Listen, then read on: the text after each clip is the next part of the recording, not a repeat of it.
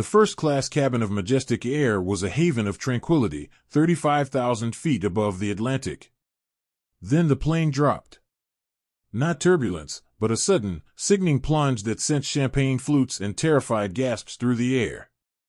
Alarms blared from the cockpit, a sound no passenger ever wants to hear. "Do something!" "Where is the pilot?" screamed Arthur Sterling, a CEO whose authority was useless against the laws of physics. As panic took hold, flight attendant Ana Garcia, the woman he dismissed with a wave an hour earlier, checked the cockpit. Her face was grim. Both pilots were slumped over, unconscious. "Well, what are you going to do?" the CEO sneered, his fear curdling into contempt. "Offer the plane a drink?" Ana ignored him. She slipped past the bodies, her movements calm and precise, and locked the cockpit door. As the most powerful man on the plane pounded furiously on the door, demanding she get out, her hands found the controls. The hands he saw as belonging to a servant were about to become his salvation. Inside the cockpit, chaos was a symphony. A cacophony of alarms screamed from the console, a stall warning, an altitude alert, the sharp, insistent beep of the autopilot disconnect. Red and yellow lights flashed across the panels, painting the unconscious faces of the pilots in strobing, hellish hues. Anna's first breath was a gasp, not of fear for the dive, but of a deeper, older terror. The memory of twisting metal, of a spinning sky, the trauma that had clipped her wings and grounded her for years, surged from the depths of her mind. She shoved it down with brutal force. There was no time for ghosts. Her training, buried under years of serving coffee and fluffing pillows, took over with the certainty of muscle memory. Her hands, steady and sure, found the yoke.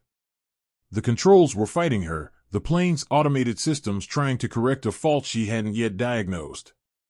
It was like wrestling with an angry giant. She planted her feet, used her core strength, and pulled back. The sickening feeling of weightlessness in her stomach lessened as the dive angle slowly, painfully, began to decrease. The plane was still falling, but it was no longer a nosedive. It was a controlled descent. Outside, in the gilded cage of first class, the passengers had no sense of this small victory. They only knew chaos. Arthur Sterling, his face mottled with rage, was pounding on the reinforced cockpit door with both fists. "Open this door. This is Arthur Sterling." "That is a direct order," he bellowed, as if his corporate title held any authority over aerodynamics. His wife, Isabel, had gathered her Louis Vuitton carry-on to her chest like a shield. "Arthur, my nerves are shot," she wailed. "Can you believe this? $5,000 for a ticket, and they let the staff lock themselves away during an emergency. I am going to write a scathing review." Julian Croft, the tech mogul, watched the scene with a detached, cynical amusement. He held his phone up, its camera lens a cold, unblinking eye, and provided a running commentary for his future viral video. Here we see the apex predator of the boardroom, Homo CEO-ensis, confronted by a locked door. "His natural authority is proving ineffective," he narrated with a smug smirk. Meanwhile, the plane plummets. Majestic Air is really redefining the luxury travel experience. This is immersive. The slight change in the plane's angle was felt in the cabin. The terrifying plunge softened into a manageable, albeit rapid, descent. A few passengers let out breaths they didn't realize they'd been holding. A flicker of hope ignited. Sterling, however, interpreted this change not as a sign of Anna's competence, but as proof the real pilots were recovering and she was now on the way. "They're fixing it," he shouted, his banging becoming more frantic. "The pilots are awake. Let them out, you little fool. Open the door." He turned to the other wide-eyed passengers, his voice dripping with venom. "She's probably a thief. Trying to steal their wallets while they're unconscious. Are we going to stand for this?" Having bought herself a precious few seconds of stability, Anna's hand moved from the yoke to the intercom. She pressed the button, and her voice, the impossibly calm and reassuring voice of a flight attendant, filled the cabin. "Ladies and gentlemen, this is Ana from the flight crew. As you are aware, we are experiencing some technical difficulties. The captain and first officer are unresponsive at this time. Please, for your safety, remain in your seats with your seatbelts securely fastened. I am handling the situation. The announcement was meant to reassure. It had the opposite effect. Handling it? Sterling roared, his voice cracking. The flicker of hope in the cabin was extinguished, replaced by a firestorm of panic. She's a glorified waitress. She's going to kill us all. He looked around wildly, trying to rally the others. Are we just going to sit here and let the cabin crew fly this plane into the ocean? This is completely unacceptable, Isabel sniffed, already composing a complaint to the airline in her head. Julian Croft's grin widened. And there you have it, folks, he said to his phone. Confirmation. The pilots are out, and the flight attendant is handling it. For our international viewers, that's American 4, we are all about to die. #Majestic failure. As if on cue, a new, violent lurch threw everyone against their seatbelts. The right wing dipped sharply, and a deep, grinding shudder vibrated through the fuselage. A new, terrifyingly specific alarm began to sound from behind the cockpit door, the unmistakable groan of a failing engine. The temporary stability was gone. Sheer, animal terror took its place. Sterling stared at the cockpit door, his face a mask of pure hatred. She broke it. That stupid, incompetent girl. She's broken the whole plane. Inside the cockpit, the new alarm confirmed Anna's worst fears. The master caution light for the right engine was flashing. It had flamed out. The sudden, asymmetrical thrust was trying to send the massive jet into a death spiral. She was fighting with every ounce of her strength, her feet jammed against the rudder pedals, her hands wrestling with the yoke just to keep the wings level. The ghosts of her past were screaming now, the memory of a similar spin in a much smaller plane, the G-forces, the helplessness. Not now, she thought, gritting her teeth.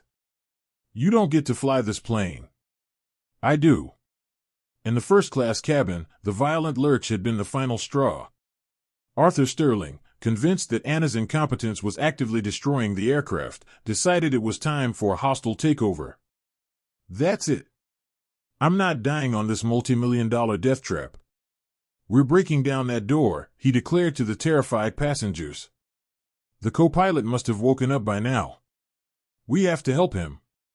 He grabbed a small, decorative fire extinguisher from the wall, brandishing it like a club. Who's with me? A portly man in a bespoke suit, emboldened by fear, stood up to join him. Most others cowered in their seats, but the seed of mutiny had been planted.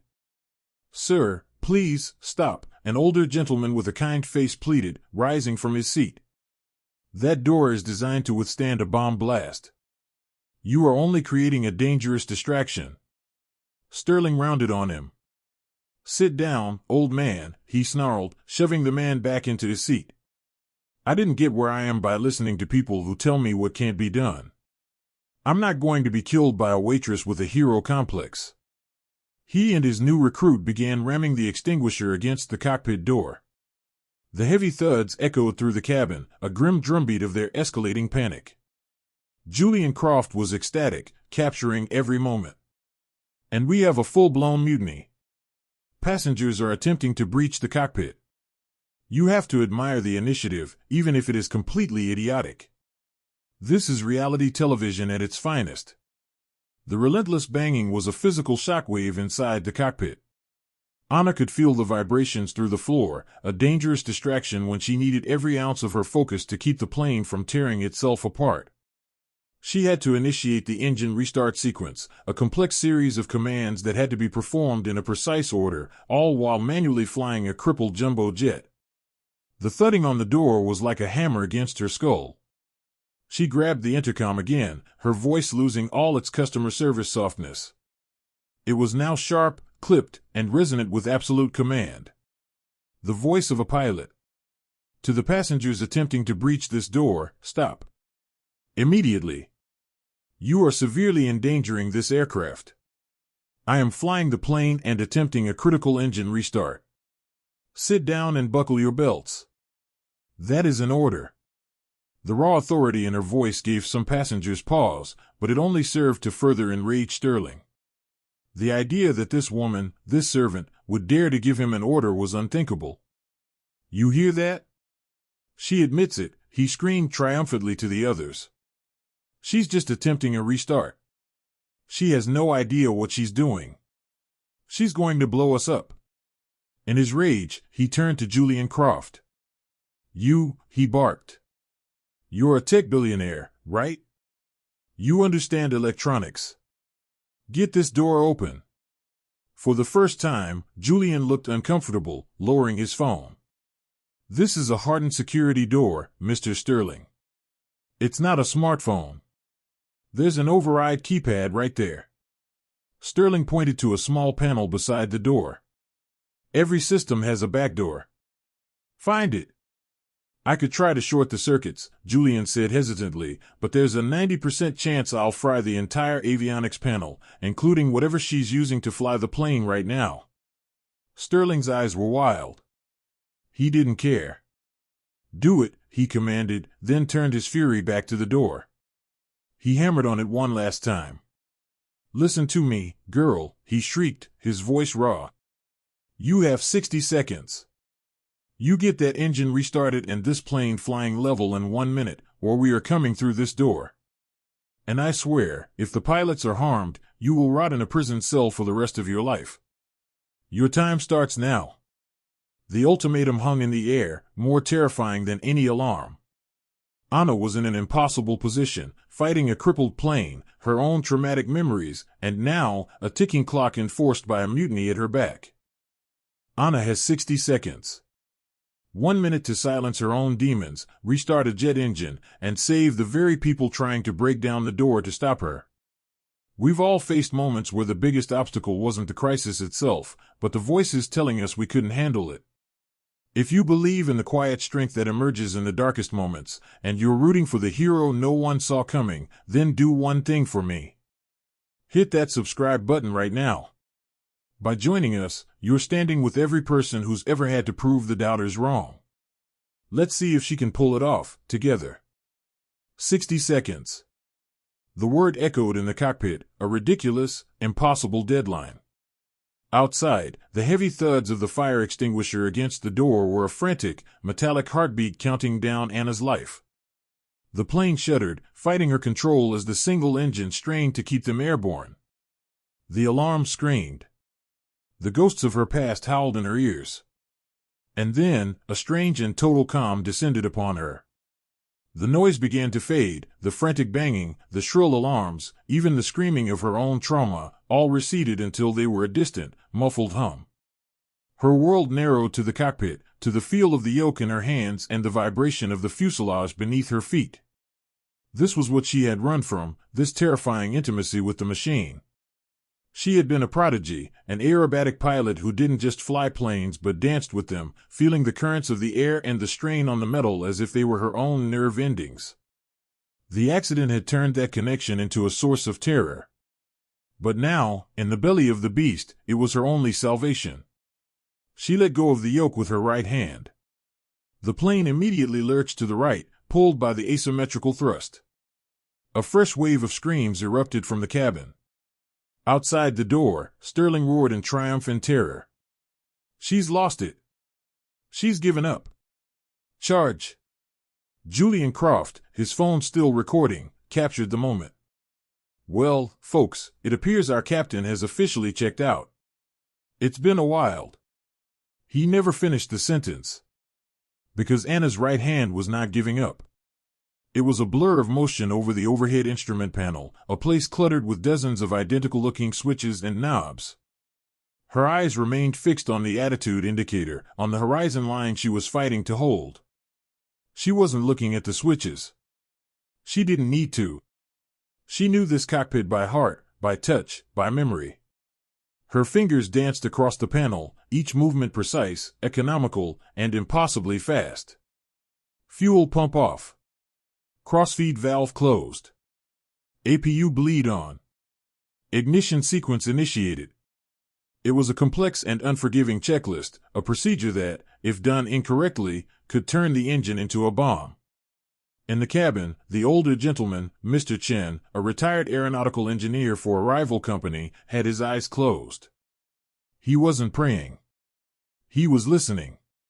He heard the subtle shifts in the aircraft's internal sounds, the click of relays, the changing pitch of the auxiliary power unit. His eyes snapped open, wide with disbelief. He grabbed the arm of the woman next to him. "That sequence," he whispered, his voice trembling with awe. "That is the textbook, in-flight engine restart protocol. It requires absolute precision. In a simulator, it takes 2 experienced pilots minutes to perform correctly." He looked toward the cockpit door, his expression one of reverence. "She is doing it alone. In seconds. While flying." Sterling and his accomplice, braced for a final, door-shattering charge, were 3 feet from the cockpit when the new sound came. It started as a low whine, a sound of immense power gathering, and then it erupted into a deafening, magnificent roar. The entire aircraft shuddered as the right engine, starved and silent moments before, roared back to life. The violent, grinding vibration that had been shaking the plane apart vanished instantly. The terrifying pull to the right was gone. Inside the cockpit, Ana's hands were now firm on the yoke, gently but decisively coaxing the 200-ton machine out of its struggle and into a smooth, stable climb. The cacophony of alarms fell silent, one by one, until the only sound was the deep, reassuring hum of 2 perfectly synchronized engines. The plane was no longer falling. It was flying. A profound, unnatural silence fell over the first-class cabin. Sterling was frozen, the fire extinguisher held limply at his side. He stared at the cockpit door, his mouth agape. The mutiny, his rage, his absolute certainty, all seemed utterly ridiculous in the face of this impossible calm. Julian Croft slowly lowered his phone, the smug, cynical mask wiped clean from his face, replaced by a look of pure, unadulterated shock. She did it," he breathed, the words barely a whisper. He wasn't talking to his audience anymore. He was talking to himself. The 60 seconds were up. The plane was safe. And the passengers all stared at the locked cockpit door, not with fear or anger, but with a dawning, terrifying, and humbling awe. For a full 30 seconds, the only sound in the first-class cabin was the smooth, unwavering hum of the engines. It was a sound of impossible success, a sound that made a mockery of the panic that had just transpired. The passengers were statues, their minds struggling to reconcile the terror of the plunge with the sudden, serene stability.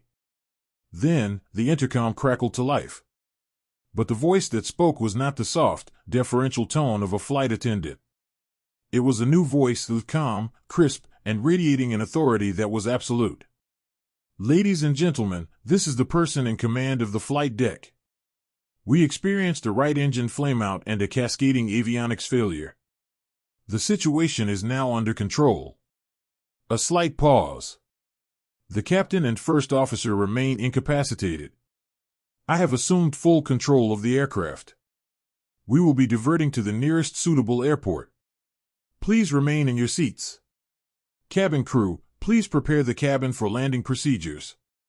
The words, so professional and dispassionate, landed like thunderclaps in the silent cabin. Arthur Sterling looked at the fire extinguisher still clutched in his white-knuckled hands. He saw it not as a tool of rescue, but as the emblem of his own shameful, brutish panic. It felt impossibly heavy. He dropped it, and the clatter on the floor was like a judge's gavel. His rage had evaporated, replaced by a cold, sickening wave of realization. He hadn't been fighting for survival, he had been attacking his savior. He stumbled back and collapsed into the nearest empty seat, his face ashen, a powerful CEO reduced to a humiliated, impotent passenger.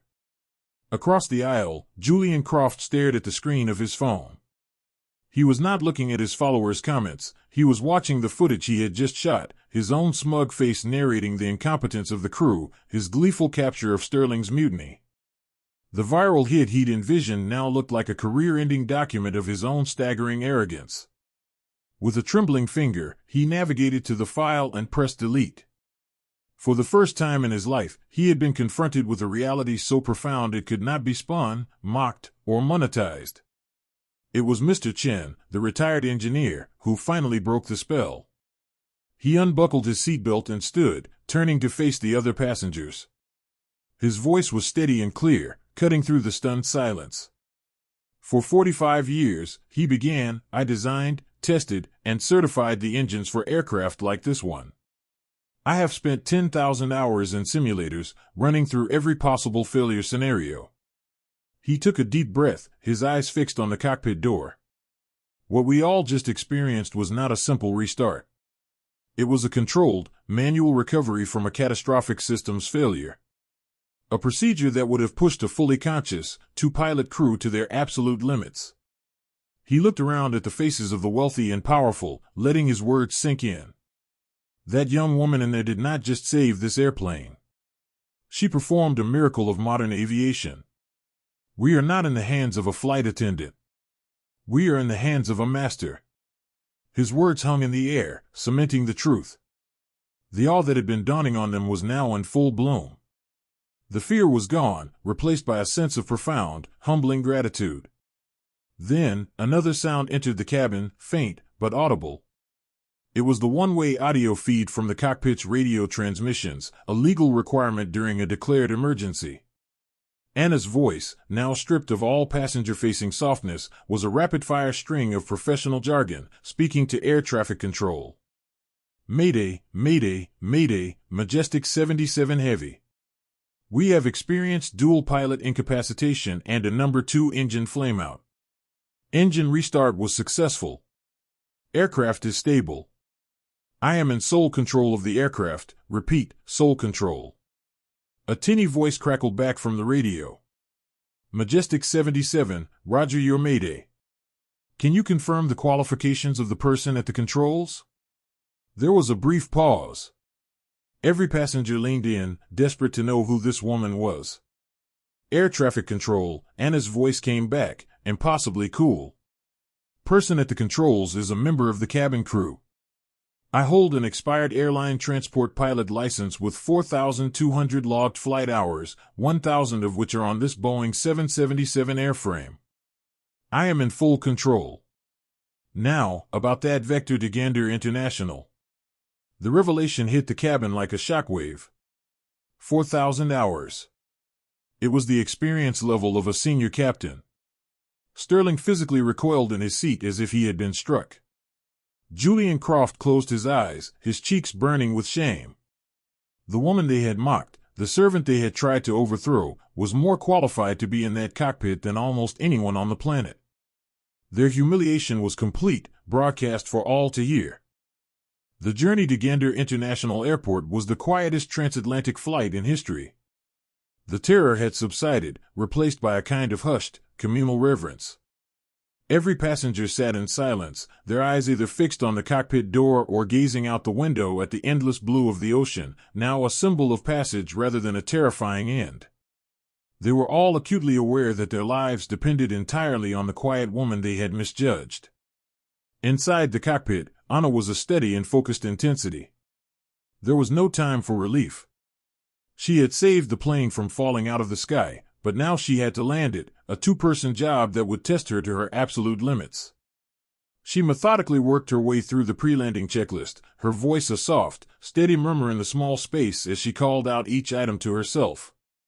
Flaps 20, check. Landing gear, down and locked.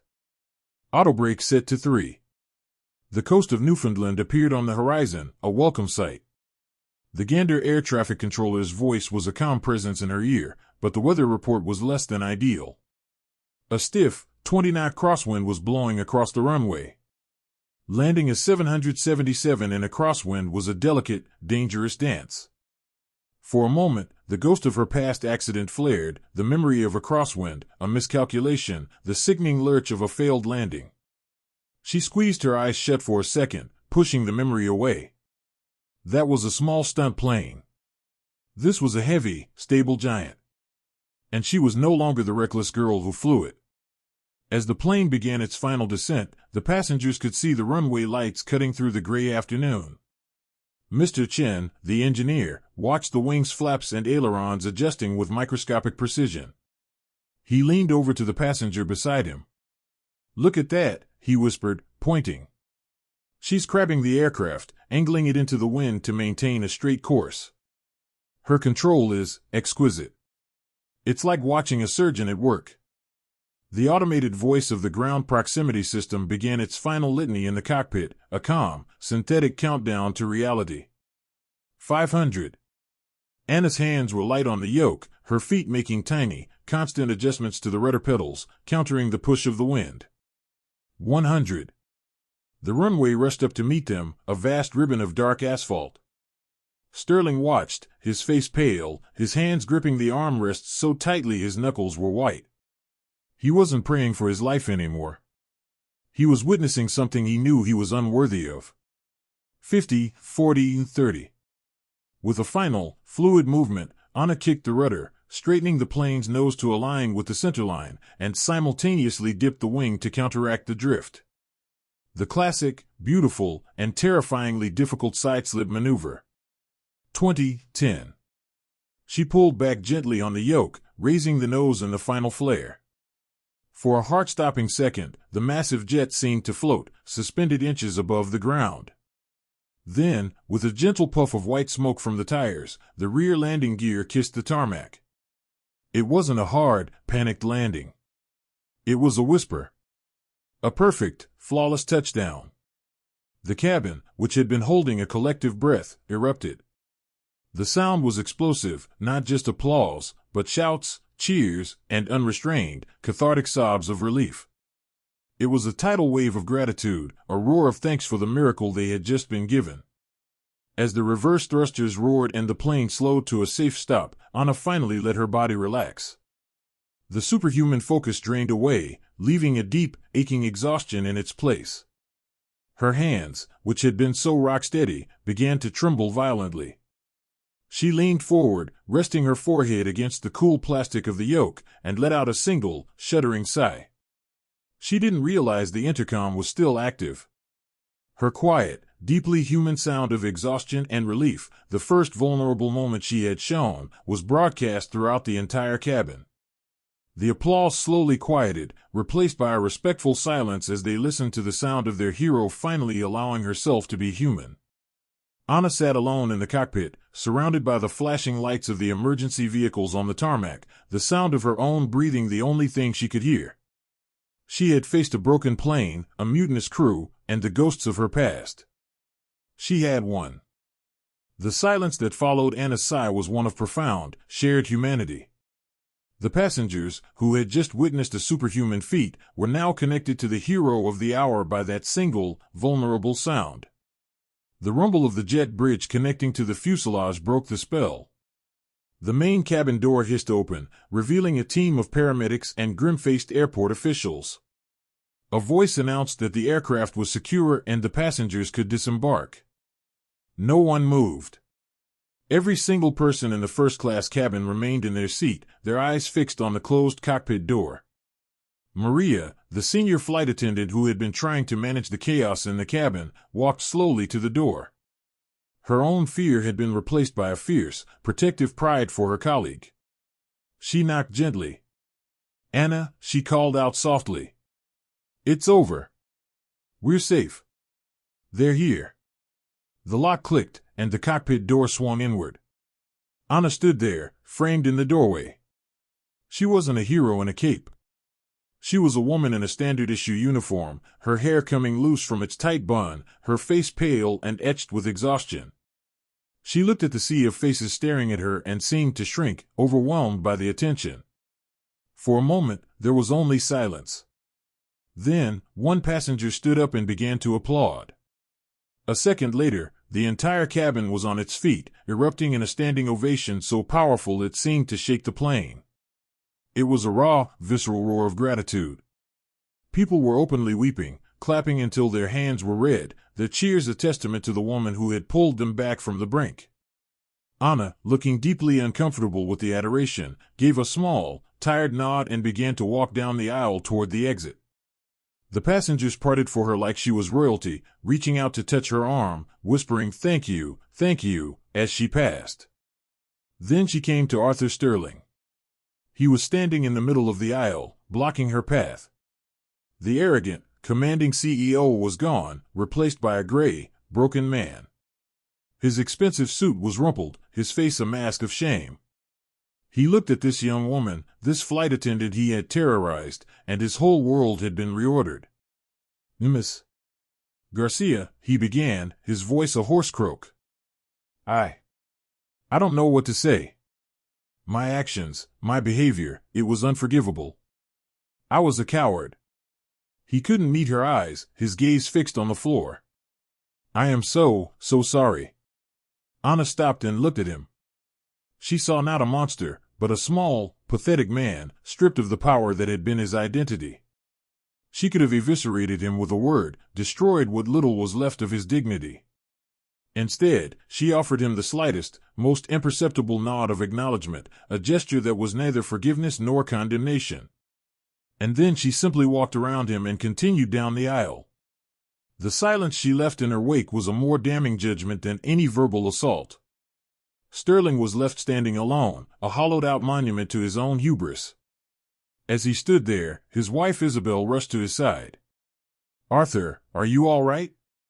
This is just—" But a flight attendant, the same one Isabel had snapped at earlier, put a firm hand up. "Ma'am, please step aside and let the other passengers disembark," she said, her voice polite but firm. For the first time in decades, Isabel Sterling was treated not as a VIP, but simply as someone in the way. Near the exit, Julian Croft was trying to blend in with the crowd, his face hidden by a baseball cap. It didn't work. Two uniformed security officers and a stern-faced airline representative intercepted him. "Mr. Croft," the airline official said, his voice cold. "Multiple passengers, including the flight crew, have filed complaints regarding your role in inciting a mutiny against the acting pilot. You are to come with us for questioning. And please be advised, you are permanently banned from flying with Majestic Air and all our partner airlines." Julian's face went white. The viral star who exposed corporate incompetence was about to become the viral villain who tried to get a plane full of people killed. He was quietly escorted away, his career as a smug critic over before he could even upload his final video. Ana finally reached the open door of the jet bridge. She was met by a wall of officialdom, the airport director, the fire chief, an investigator from the Transportation Safety Board. Standing among them was a tall, silver-haired man with the four stripes of a senior captain on his uniformed shoulders. He had been waiting on the tarmac for his own flight when the drama unfolded. He stepped forward, bypassing the officials, and extended his hand to Ana. "Young lady," he said, his voice gravelly with emotion. "I listened to the whole thing on the tower frequency. That was the single greatest piece of airmanship I have witnessed in my 40 years of flying. The absolute greatest." He looked her in the eyes. "It would be an honor to fly with you." A small, genuine smile finally touched Ana's lips. "Thank you, Captain," she said, shaking his hand. "We need a statement, Ms. Garcia," the investigator began, but the airline official cut him off. "She needs rest. We have a car for you, Ana. We'll take you to a hotel. We need to talk about a press conference, your promotion." Ana gently shook her head, pulling her hand back. "No," she said, her voice soft but firm. "No press. No promotion." She looked past the flashing lights and the important men, her eyes focused on something far away. "I just want to go home." The world, of course, did not allow a hero to simply go home. In the weeks that followed, the story of Majestic Air 77 became an international sensation. Leaks from passengers painted a vivid picture: the terrifying dive, the unconscious pilots, the arrogant CEO's mutiny, and the quiet, unknown flight attendant who performed a miracle. Ana Garcia became a household name, a symbol of grace under pressure.